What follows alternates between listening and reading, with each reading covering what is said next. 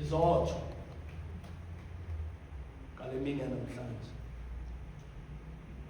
Izotho kuni kodwa mandikhawuleze babalo sizawuthandaza mhlobam sigoduke kule incwadi kaprofethi uHezekile ngexesha likakumkani uNebukadneza destroyer iJerusalem, destroyer itempile.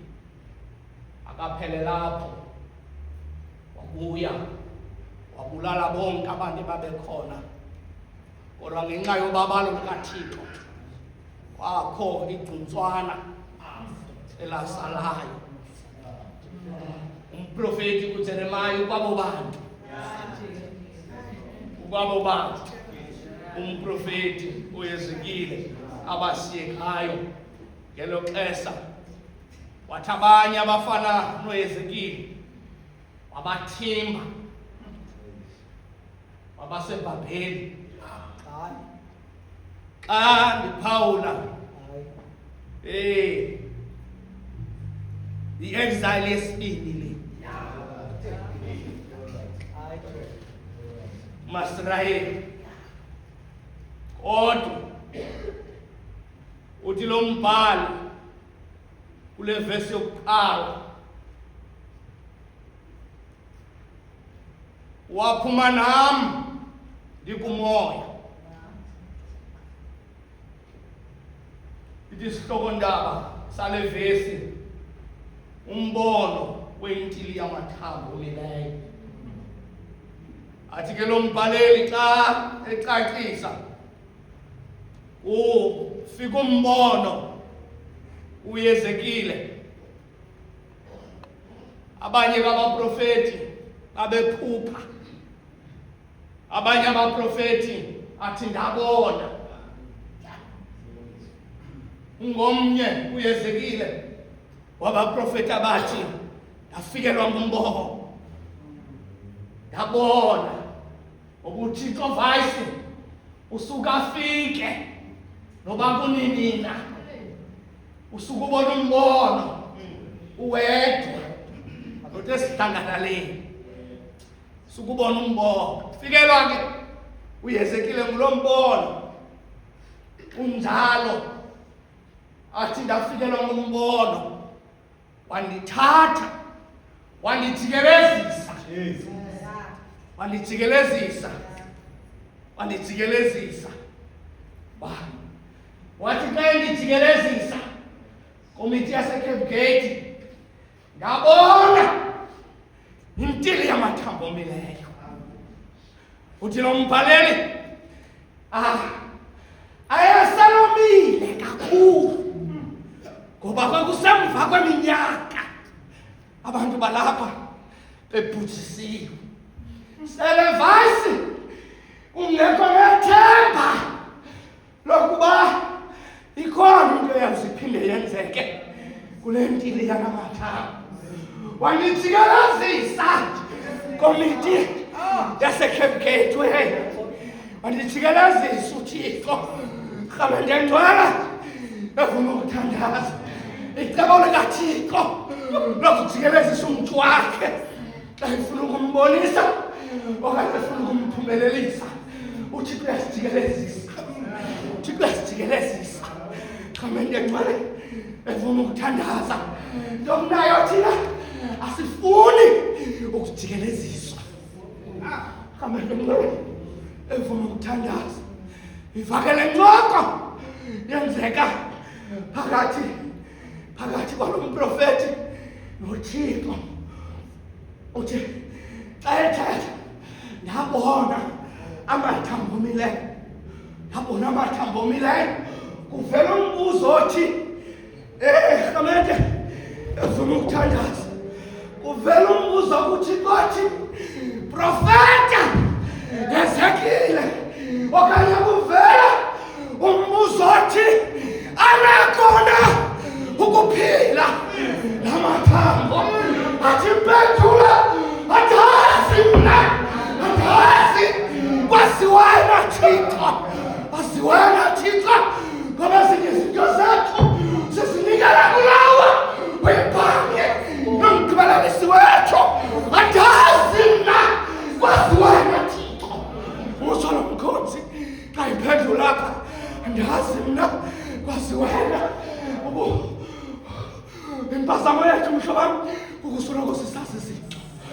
zonke izinto siyazazi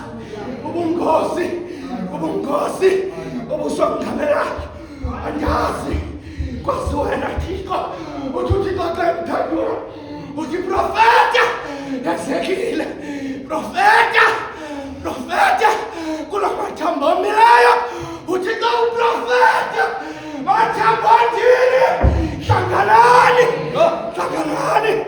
mathambo andini hlanganani ilizwi likaThixo ngamandla engcwele alivuma ukuthandaza ngamathambo la ebesele nexesha mhlobam ebesalamile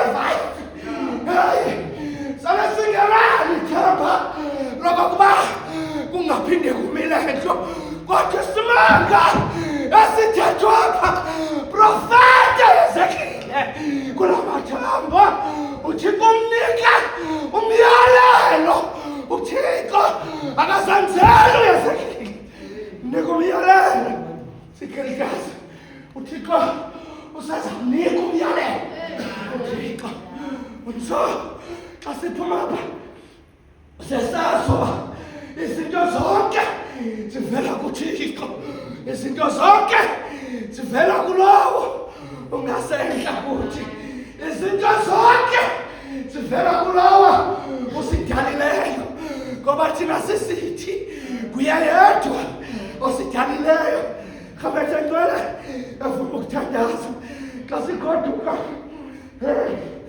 ekomiti esekekethwe iphawula le nto ithethwa apha xa kusithiwa makaprofeta naye waprofeta ngenxa yamandla kaThixo ngoba uThixo uthe kuye profeta mnika umyalelo uThixo profeta kuwo la mathambo ebeselumile uthi mathambo ndini hlangana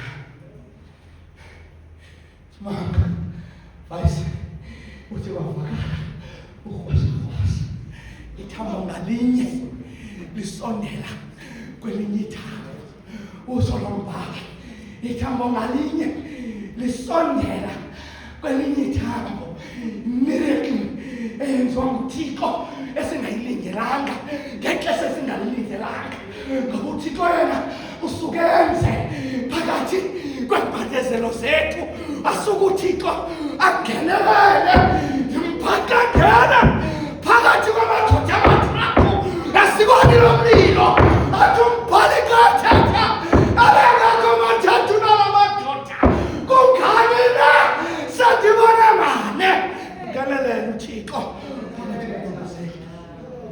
ngenelele uThixo angenelele uThixo sikhiljazi xa sikhoduka sesazi uThixo ba uyangenelela uthi ke endiyiphawula xa kubuyiselwa sonke isidima somntu selumntu engasabonelwa ntweni kodwa uThixo nguye yedwa obuyisela isidima emntwini selenhlungu zikongamela asuke uThixo abuyisela isidima sakho salungcamile asuke uThixo abuyisela isidima emntwini wakhe ngoba mhlobam ndimvomnye umntu esithi uyini nomntu lathi umnonelele kangaka ingekoba umntu lona ndimsilalisa kancinane ebuthixweni bam le nto ibangela uThixo ba asimnonelele asikhathalele sithi sesifile asuke uThixo asiqokelele asuke uThixo asiqokelele sithi sele sisithi esemsezini asuke uThixo asiphakamise ngoba ndimbhaqapha esithi mna ndiyakumilisela imisipha xa uThixo emilisela imisipha uqokelela the broken pieces sonke uThixo yasiqokelela athatha imisipha ibisele ngasekho ipisi ebezisohlukene empilweni yakho asuke uThixo asiqokelele xa ndikhawuleza mhlobam uthi uThixo ndiyakufaka inyama ebisele ngasekho emathenjeni womntu ndiwaleke ngolusu utsho uThixo. Ilizwi likaThixo elinamandla ngoba mhlobam wena uThixo ebuyisela isidima somntu ubuyisela inyama ogquma uThixo ihlazo ngesikhumba uthi ke uThixo uristorisa i-dignity yomntu uThixo emntwini ubuyisela isidima sakho sobuntu bakho. Athi abantu sele bengakubonela entweni seluhlakwa nasintshaba asukuThixo abuyisela isidima sakho. Ilizwi likaThixo uthi ke enye into ebuyiselwa nguThixo apha uthi uThixo ndiyakufaka umoya komiti yaseGateway ndiyakufaka umoya kuni akufaka umoya ukuze iphile. Hayi kuba ndiyayiphazama mhlobam le nto ngela xesha sibabala uThixo wayedala umntu egadini e-Edeni wambumba uThixo umntu wamenza ngokufana naye wathi selamgqibile uThixo ukumdala umntu wakhe kodwa kwabonakala vasoba ikhumba esothayo emntwini wathi umbhalali wamphefumlela emathatheni akhe kwaba kumntu yathi nguye. Ilanti bangela oba athi uThixo ndiyakubuyisela ndiyakunika ubomi ndikunike umoya uphile. uThixo xa ethetha ndinika umoya uphile. So xa ndigqibelisa ndizawuyeka ndizawukhwelela mhlobam ndizawukhwelela kodwa uThixo esithi ndiyakunika umoya uphile.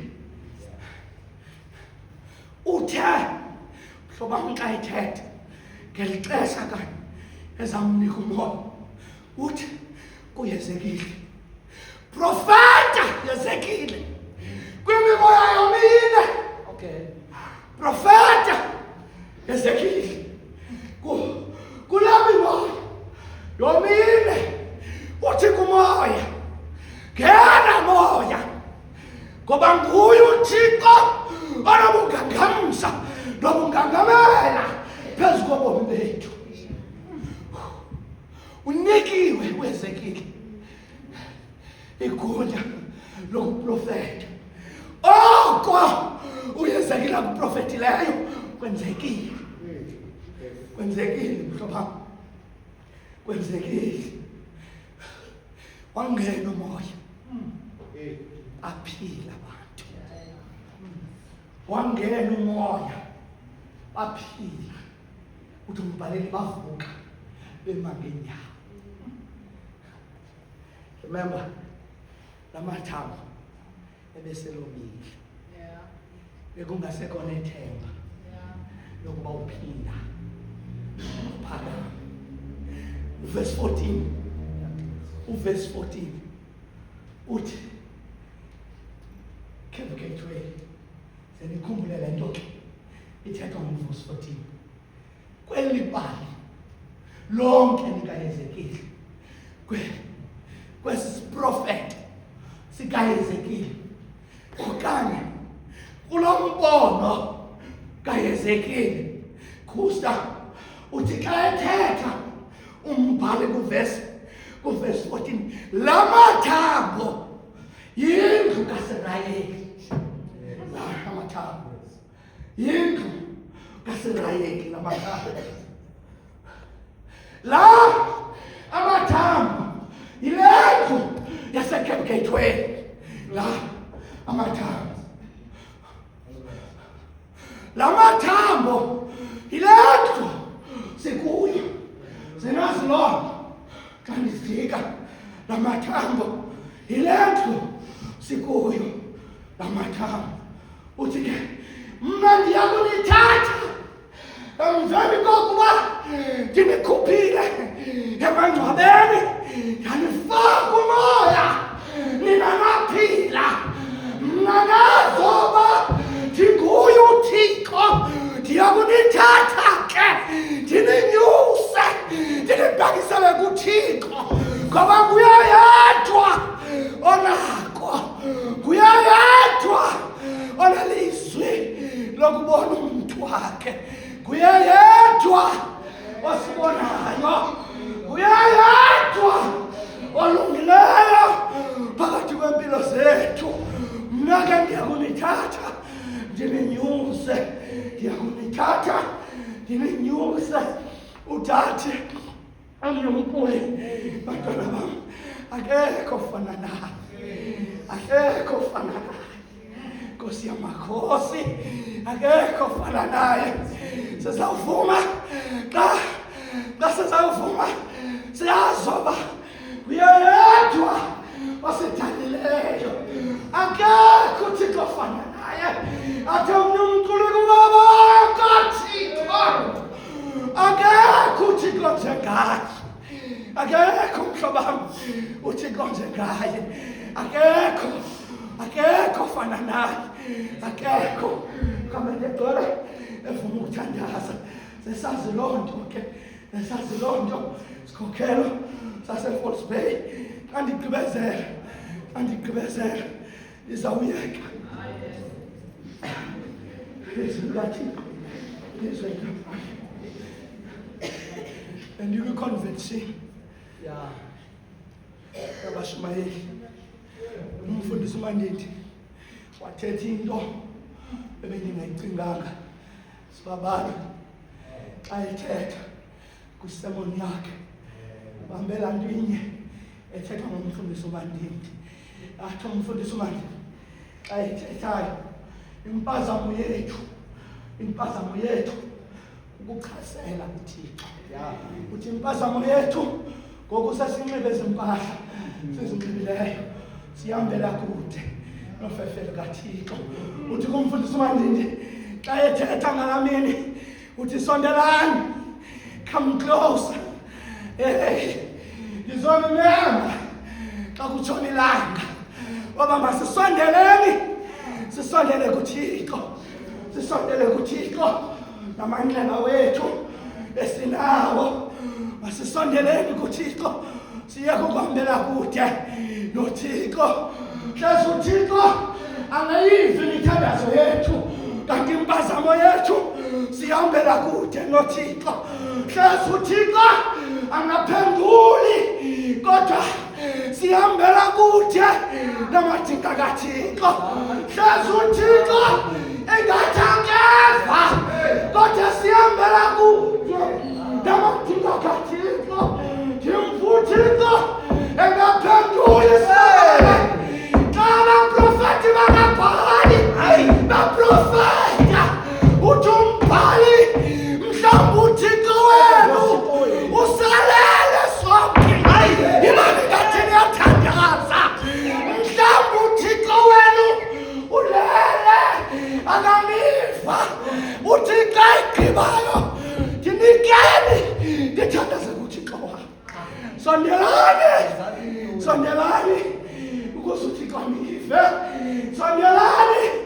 sondelani ukuze uThixo anive kodwa ke sesazi amanxeba esinawo ba kuye yedwa nokuwabona kuye yedwa uThixo onokubopha amanxeba wethu amanxeba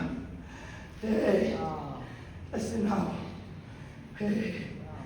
wounds from rejection esinazo wounds from betrayal wounds from disappointment asigoduka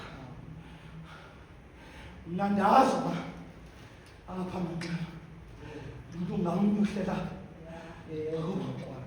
unawapha manxeba mna ndiyazi kodwa into endiyaziyo sukusakhona amanxeba e-disappointment kwindawo esihlala kuzo, kwicawa esikhonza kuzo, emakhayeni wethu, esikolweni esifunda kuzo. Akhona amanxeba e-betrayal xola ezicaweni zethu. Ilizwi likaThixo. Akhona amanxeba e-rejection emsebenzini. Uthi seluvukile, uthandazile, uyofaka i-CV sibabala, kodwa usufika emsebenzini kukhona umbhalo othi okanye kukho umuntu azawuthi kuwe, unfortunately, Mhlamente ngcwele efuna ukuthandaza, usufumana i-phone call ethi you did not make it. Mhlamente ngcwele efuna ukuthandaza, zazo rejection ndithetha ngazo ezaziwa nguwe, mna ndingazaziyo. Kasizawuvuma ingoma, sihlale phansi sesingaphakami. Uzothi wena mntu unamanxeba okurejectwa nguThixo. Uzothi wena mntu vayisi unamanxeba wakubhitraywa yifamily ungangenyawo. Uzothi wena mntu sihlala mhlabam onamanxeba okudisappointwa ngabantu abathembileyo. Uphakame ube ngenyawo. Amanye amanxeba ebethethiwe apha mhlobam, kwathiwa sinamanxeba thina okupheliswa kwi-sickness yethu nee-disease zethu. Ngamanxeba lawo esihamba nawo. Endizawuthi sikothuka uzothi wena mntu unamanxeba okufuna ukuphiliswa. Athi lo mbhaleli ingakumbi kwabo bafuna sibathandazele. Uzothi wena mntu ufuna ukuthandazelwa, unamanxeba we-depression, unamanxeba wezifo ezinganyangekiyo, unamanxeba wakukhulelwa, unamanxeba wakukhulelwa ngabazali, unamanxeba ohamba nawo. Uphakame ube ngenyawo. Lasivuma le ngoma. Uzothi wena mntu unamanxeba. Sikhihlazi sibancinci kodwa amanxeba asonzakalisayo. Amanxeba asonzakalisayo ayasa makhulu kunathi. Amanxeba asonzakalisayo. Ndimva umbhaleli evuma ingoma esithi ndingangakhe ndibe nemizuzu yedwa ekuthandazeni kwam. Utsho lo mculi olo, ndingangakhe ndibe nemizuzu yedwa ekuthandazeni kwam. Xa sizawuthandaza, vuma mntanam, ndingangakhe ndibe nemizuzu yedwa. UThixo ndosule amanxeba endinawo. Vuma mntanam, UThixo asosula amanxeba. Ndivuma mntanam, UThixo asiwabhekisele kuwe amanxeba wethu. Xa siza kuthandaza, sikiljazi, vuma mntanam, sisithebe ezimpasameni zethu esizenzileyo phambi kobuso bukaThixo. Ngoba nathi asikho msulwa phambi kobuso bukaThixo. Asikho msulwa nathi phambi kobuso bukaThixo. Kodwa